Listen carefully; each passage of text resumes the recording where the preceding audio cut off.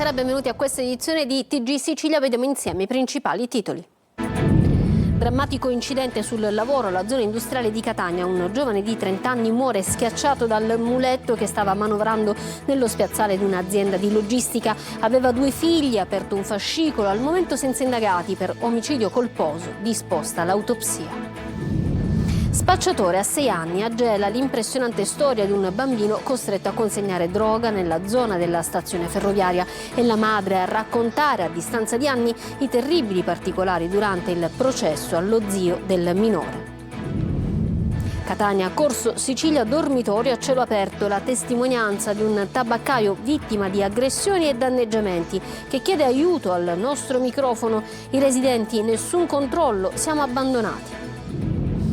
A Palermo scatta il coprifuoco per i locali della Movida, il provvedimento deciso dal Comitato per l'Ordine e la Sicurezza Pubblica dopo una riunione in prefettura.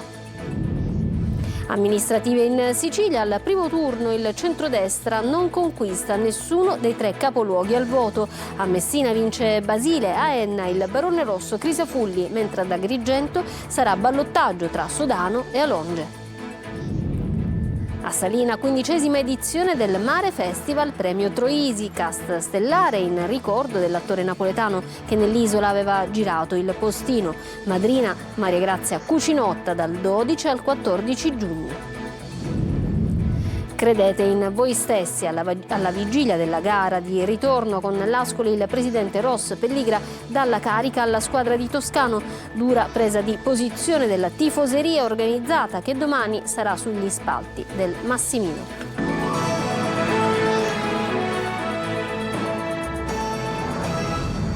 Bentrovati. Dunque c'è stato ancora un nuovo incidente sul lavoro. A Catania muore un operaio schiacciato da un muletto che manovrava per un'azienda di logistica nella zona industriale. Aperta un'inchiesta per omicidio colposo. Sentiamo Adelaide Barbagallo.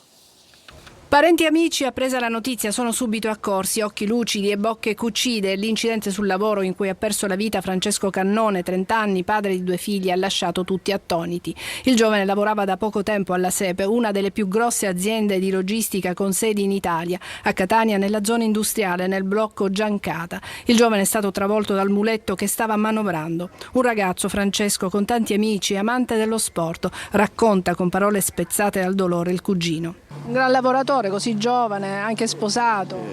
Da piccolo io gioco a pallone. Una serie di scherzi. Da molti anni che lavorava qua? Un paio di mesi. Lavoravo in un'altra parte, un compagno l'ha chiamato. Dice perché va bene a lavorare qua. E pare che ci chiamavamo, che ne so. Poche parole anche da parte della zia. Non si sa niente. Un grande lavoratore, immagino. Sì. La tragedia si è consumata nel primo pomeriggio. I sanitari del 118 accorsi sul posto hanno potuto soltanto constatarne il decesso. Nella ditta di trasporti sono intervenuti anche gli agenti e la squadra volanti del commissariato di Librino e la polizia scientifica, inviati alla centrale operativa dopo la segnalazione dell'infortunio sul lavoro.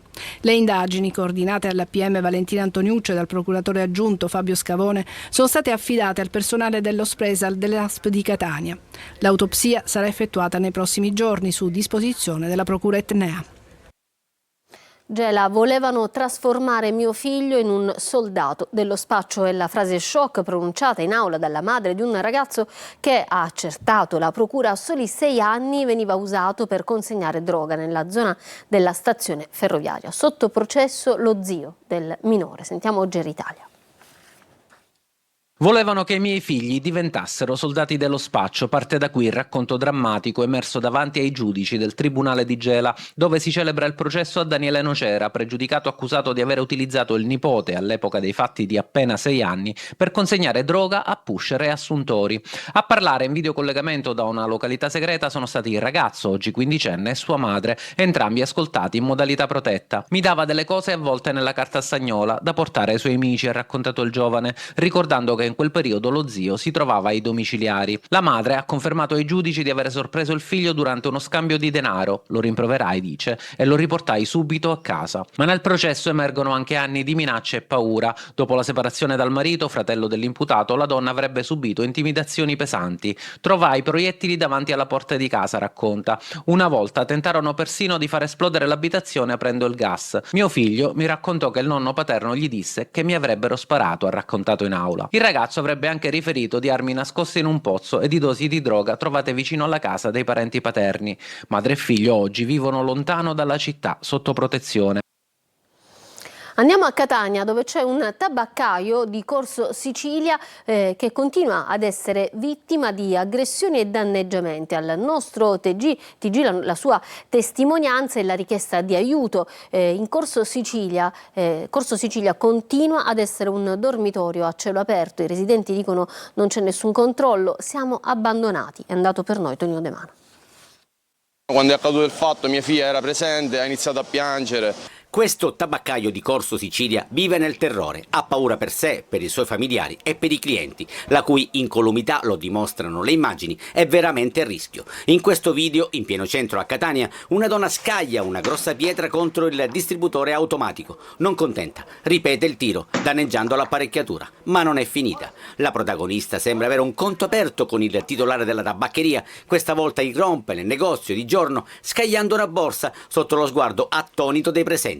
Non so più a chi rivolgermi, spiega sfiduciato il titolare della tabaccheria. Abbiamo paura perché la zona è diventata una giungla. Abbiamo fatto 3 denunce, ma dopo un'ora era già fuori. Hanno fatto un TSO ieri mattina e ci avevano detto che comunque l'allontanavano per una settimana, ma dopo mezza giornata era nuovamente qui. Corso Sicilia e dintorni sono ormai un dormitorio a cielo aperto. In molti si ubriacano, altri bivaccano e non mancano scippi, aggressioni e danneggiamenti. Noi cittadini abbiamo fatto tante segnalazioni alle autorità, alle forze di polizia, ma come potete vedere siamo pieni di persone tossicodipendenti che dormono per strada. In alcuni casi abbiamo cercato anche di aiutarle queste persone, ma mancano le istituzioni. Chiaramente sono persone indigenti, persone che hanno problemi, però cerchiamo di risolvere in un altro modo, non al centro della città, è uno scempio. Chiaramente dal punto di vista dell'ordine pubblico siamo a zero. Sicurezza questa sconosciuta e sul banco degli imputati finisce anche un sistema che non tutela le persone fragili, senza dimora, senza supporto e quindi senza futuro. A Ribera provvidenziale intervento dei carabinieri che salvano la vita di un anziano che minacciava di togliersi la vita lanciandosi dal balcone. Le immagini del salvataggio documentano momenti di grande tensione. Davide Sardo. Attimi di paura a Ribera nell'Agrigentino, dove un intervento rapido dei carabinieri ha evitato una possibile tragedia.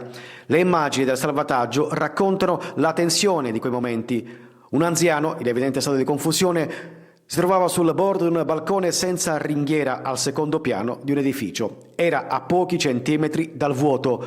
Decisiva la segnalazione di una cittadina che ha fatto scattare subito l'allarme. I militari della Tenenza di Ribera sono arrivati in pochi istanti. Hanno trovato la porta dell'abitazione chiusa. Non hanno esitato. L'hanno forzata e sono entrati. Poi sono saliti rapidamente lungo le scale. L'uomo era a terra, vicino al balcone. I carabinieri lo hanno raggiunto e bloccato con calma e sangue freddo. Lo hanno messo in sicurezza, evitando che potesse compiere gesti estremi. Subito dopo hanno provato a parlargli. Lo hanno rassicurato, mentre la situazione restava ancora molto delicata. Sul posto è arrivato anche il 118. L'anziano è stato affidato ai sanitari e trasferito all'ospedale di Sciacca. Un intervento rapido e decisivo che ha permesso di salvare una vita. Stretta sugli orari dei locali a Palermo dopo la sparatoria di via La Lumia. L'arrestato dice: volevano investirmi con l'auto dopo la notte di paura in cui una ragazza è stata colpita alla testa da un proiettile in arrivo. Dunque nuove regole decise in prefettura che riguardano ovviamente la movida. Sentiamo Marco Gulla. Orari di chiusura anticipati per i locali a Palermo dopo l'ultimo episodio violento in via La Lumia di domenica notte, quando una ragazza di 22 anni è rimasta ferita da un colpo di pistola in pieno centro, in una delle zone rosse che da mesi sono presidiate da polizia, carabinieri e finanza. È una delle decisioni prese nel corso del Comitato per l'Ordine e la Sicurezza che si è tenuto in prefettura. Nel corso della riunione si è deciso di aumentare i sistemi di videosorveglianza nell'area urbana in stretto coordinamento con le indicazioni tecniche che saranno fornite dalle forze di polizia.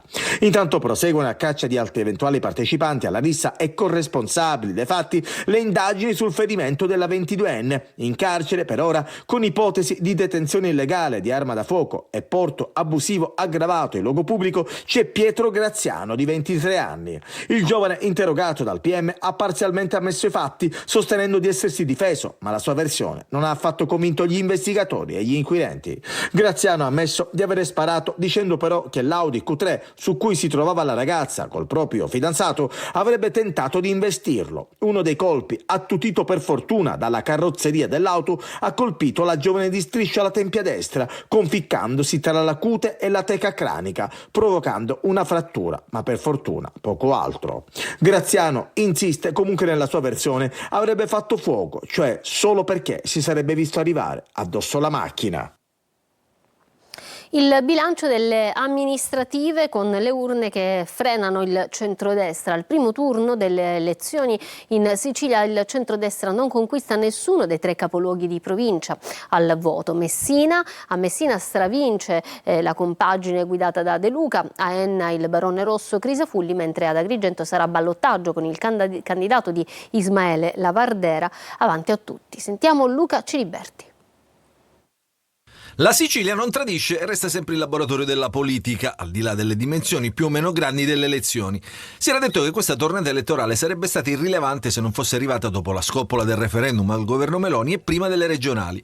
E se in tutta Italia il centrodestra tiene e non subisce contraccolpi, nell'isola si racconta tutta un'altra storia. Quella dei movimenti autoreferenziali che si consolidano come partiti e quella di un campo progressista che approfitta delle spaccature del centrodestra sempre più litigioso per vincere le sue partite. A Messina la sfida era densa di significato. Unica città metropolitana alle urne, con uno scatenato Cateno De Luca che si misurava in vista delle regionali dell'anno prossimo. Vince Federico Basile al primo turno, aumentando del più 10% i voti dell'ultime amministrative, surclassando lo sfidante Marcello Scurria e la sua main sponsor Matilde Siracusano di Forza Italia. Sapere che dopo aver lavorato la tua cittadinanza ti vuole confermare dandoti ancora più fiducia vuol dire che hanno riconosciuto quel lavoro. A Enna il barone rosso Mirello Crisafulli, che ha ancora tatuato il marchio del Partito Comunista, stravince anche senza il simbolo del PD, ma con l'aiutino della Lega e della DC, eppure non sembra contento. Io pensavo di meglio, per la verità, perché è stato tanto il disastro che hanno lasciato questi signori che era evidente che noi avremmo avuto questo risultato. Ad Agrigento sfiora il colpaccio Ismaele Lavardera con il suo movimento controcorrente. Alla prima prova pratica delle urne arriva un centinaio di voti dall'elezione al primo turno del suo candidato Michele Sodano, che totalizza il 39,10% delle preferenze. Al ballottaggio tra 15 giorni troverà Dino Longia, appoggiato da Fratelli d'Italia, Forza Italia, UDC, MPA e Autonomisti, che al primo turno ha totalizzato il 34,7%. È un risultato meraviglioso perché arriva da un partito che non si era mai presentato alle elezioni, ma che subito ha ricevuto affetto e sostegno di una larghissima fascia della popolazione. La lunga corsa verso le regionali del 2027 per i partiti dunque è già cominciata, ma adesso con qualche elemento in più su cui ragionare. Andiamo a vedere cosa succede negli altri comuni, dove c'è pure un passaggio di testimone fra zio e nipote, ma soprattutto l'affermazione dei candidati civici e delle formazioni locali. Curiosità e anomalie nel servizio di Manlio Viola. Tante stranezze e curiosità hanno caratterizzato la tornata elettorale appena conclusa in Sicilia con 71 comuni al voto, a cominciare dai sindaci senza concorrenza. Erano 6 a correre da soli, senza un'alternativa, e 5 sono stati eletti, battendo soltanto il fattore quorum. Nell'Agrigentino si affaccia invece una nuova generazione, in particolare a Raffadali, dove il passaggio di testimone è fra zio e nipote. A Silvio Cuffaro, fratello dell'ex presidente della regione Totò, succede Ida, figlia neanche trentenne del più piccolo quello dei fratelli Cuffaro Giuseppe, ha ottenuto un vero e proprio plebiscito di voti e lei si dice emozionata. Sono emozionata, soddisfatta del lavoro che abbiamo fatto, io e la mia squadra. Ringrazio ovviamente la mia cittadinanza che mi ha dato la possibilità di farmi conoscere, ha creduto nel mio progetto a cui credo tantissimo anche io. Spero di dare il prima possibile dimostrazione di quello che sono e di quello che voglio fare per la mia comunità. Sempre nell'Agrigentino c'è Ribera, dove il sindaco è Carmelo Pace, deputato regionale e capogruppo DC. Il centrodestra conquista per la prima volta nel palermitano invece il comune di Carini, dove vince Rossella Covello dopo 10 anni di amministrazione di sinistra. Ma queste sono le uniche vere soddisfazioni per un centrodestra che per il resto perde posizioni e arretra. Debacle a Marsala nel Trapanese, dove Giulia Adamo si ferma al 15% o poco più. Vittoria a mani basse del centrosinistra a Termini Imerese con la conferma di Maria Terranova. Nel Catanese è singolare che si vinca solo con l'appoggio degli autonomisti a San Giovanni la Punta, mentre a Randazzo, capitale degli impresentabili secondo la Commissione Nazionale Antimafia, vince il candidato civico Nino Grillo. Nel Messinese, oltre il capoluogo, si registra il successo della candidata di Sud Chiama Nord a Barcellona Pozzo di Gotto, dove Melangela Scolaro diventa sindaco solo con 148 voti di scarto, ma perde per strada 2 delle 5 liste a supporto che non superano lo sbarramento. Torniamo a Catania. Ieri c'è stato un grosso incendio alla Timpa di Leucatia che sicuramente ha destato molta paura tra i residenti. Ci sono forti sospetti sulla possibile natura dolosa del rogo in una zona già colpita da altri episodi analoghi. Ferlito. Ho visto le fiamme e mi sono impaurito perché io abito al numero 1 e il fuoco è partito da quella zona lì alle 4 meno un quarto, 3 e mezzo. Non può scaturire un incendio così doloso fatto con una cicca di sigaretta, secondo me. Io non sono un tecnico, però un qualcosa di cattiveria c'è stata addosso chi ha fatto l'incendio. Le fiamme che tornano a divorare la Timpa di Leucatia, la paura dei residenti e il sospetto sempre più forte che dietro quei roghi possa esserci la mano dell'uomo. Penso che sia stato qualcuno che magari involontariamente ha buttato una cicca oppure è stato proprio volontario. Se consideri che io sto al piano terra, quindi praticamente le fiamme erano quasi sul mio giardino. È un incendio che riaccende paura e polemiche in un luogo già colpito altre volte da roghi simili, e mentre gli investigatori cercano di chiarire l'origine delle fiamme, tra i residenti cresce il sospetto che dietro possa esserci la mano dell'uomo. Il sospetto che sia doloso è molto alto. Non si capisce il perché, per come. Un fronte di fuoco alimentato dal vento e dalle alte temperature che ha richiesto l'intervento dei vigili del fuoco e delle squadre della protezione civile per evitare che le fiamme raggiungessero abitazioni e strade vicine. Mi sono resa conto che c'era qualcosa che non andava, poi c'erano diversi focolai, insomma. Si è spaventata?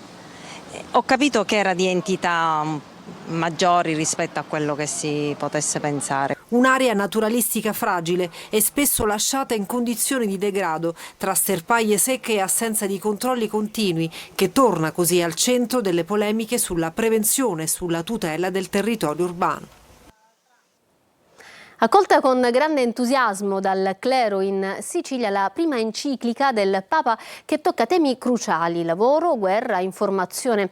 Restiamo umani, dice Leone XIV, no al potere degli algoritmi in mano a pochi che dominano l'umanità. Adelaide Barbagallo. Disarmiamo l'intelligenza artificiale, restiamo umani, superiamo la teoria della guerra giusta. Con la sua prima enciclica Magnifica Humanitas, Papa Leone XIV coglie con precisione il momento storico e nell'era del caos e della brutalità pianta saldi i paletti del rispetto assoluto della dignità umana. L'enciclica è un manifesto antagonista ai desideri di onnipotenza di chi vuole fare guerra a suo piacimento, seguendo interessi privati. Contro la corsa agli armamenti il Papa propone il dialogo tra popoli e religioni, condannando chi usa il nome di Dio per giustificare violenze e divide il mondo in buoni e cattivi.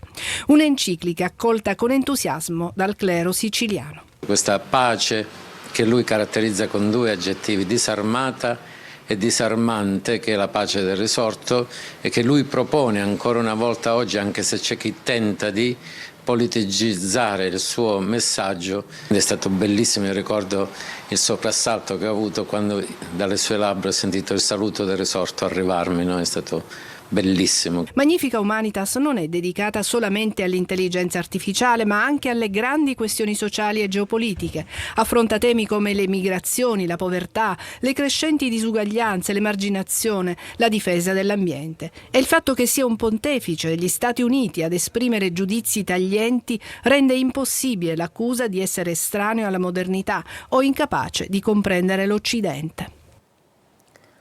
Palermo, il professor Vito Lo Scurdato, nominato garante per i diritti dell'infanzia nel capoluogo, ma secondo uno studio del Sole 24 Ore la Sicilia è fanalino di coda per i servizi ai bambini. Vediamo. La Sicilia non è una regione per bambini. Non bastano il sole, il mare e gli spazi verdi a compensare le carenze che emergono dal report sulla qualità della vita del Sole 24 Ore. Su 107 province, infatti, l'isola scivola in fondo alle classifiche. Mi sono già informata per il nido e non ci sono nidi. Forse uno in famiglia, ma già tutto pieno per l'anno 27-28.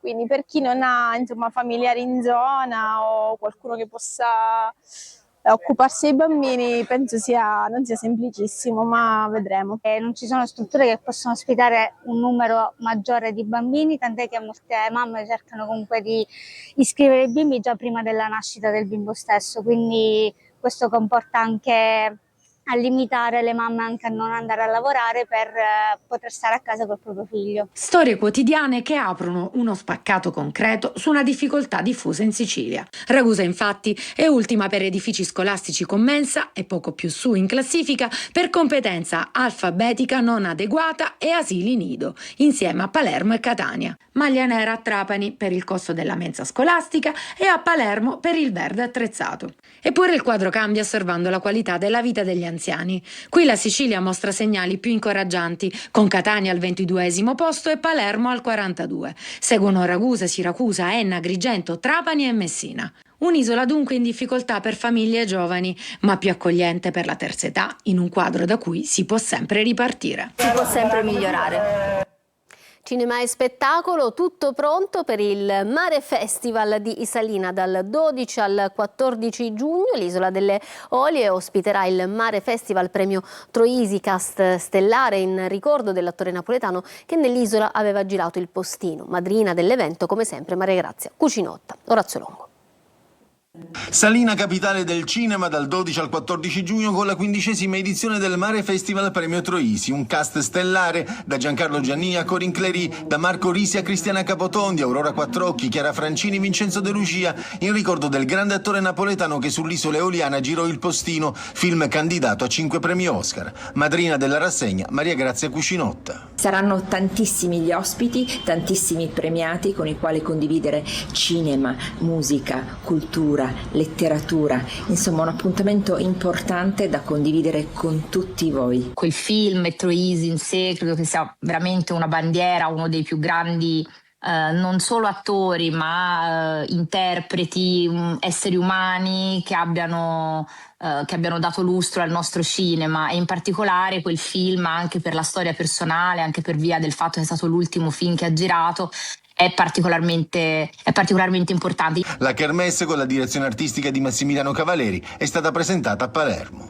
Un'edizione stellare, innanzitutto perché è la 15ª edizione, quindi un traguardo importante, ma anche un punto di partenza, perché non bisogna mai sentirsi arrivati, quindi sarà una 15ª edizione, già guarda al futuro, ma ha un cast stellare. È un premio che fotografa l'iconografia del cinema siciliano con questa perla che è stato il Postino e che ha reso Salina indimenticabile. Ci fermiamo per una pausa, tra poco il calcio.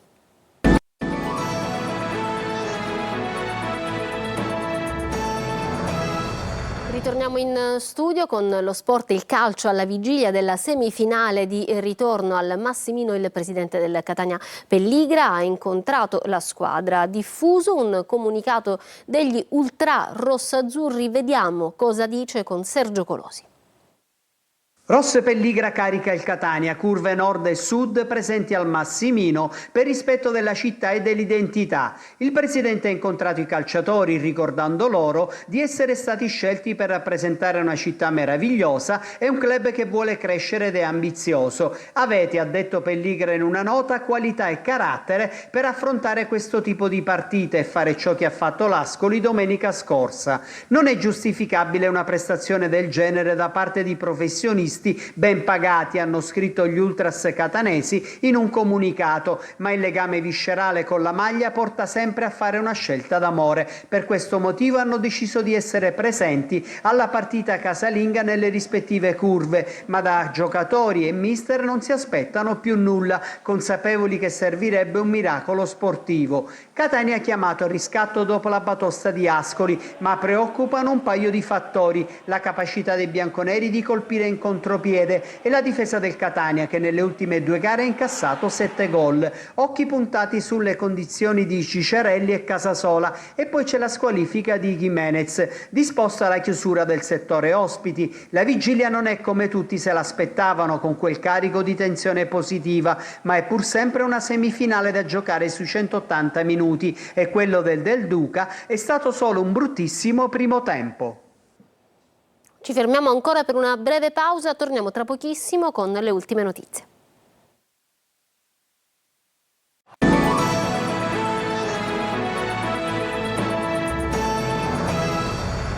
Ritorniamo in studio, ancora una notizia prima di chiudere. La regione siciliana stanzia altri 20 milioni di euro per sostenere le imprese del turismo. La giunta Schifani ha approvato infatti il rifinanziamento del bando dedicato a hotel, B&B, campeggi e altre strutture ricettive dopo l'alto numero di richieste ricevute. I contributi a fondo perduto serviranno per ristrutturazioni, ampliamenti e nuove attività turistiche. Schifani commenta un aiuto concreto ad un settore essenziale per l'economia siciliana. Questa dunque era l'ultima notizia, da parte nostra è tutto. Grazie per essere stati con noi, un buon proseguimento di serata, arrivederci.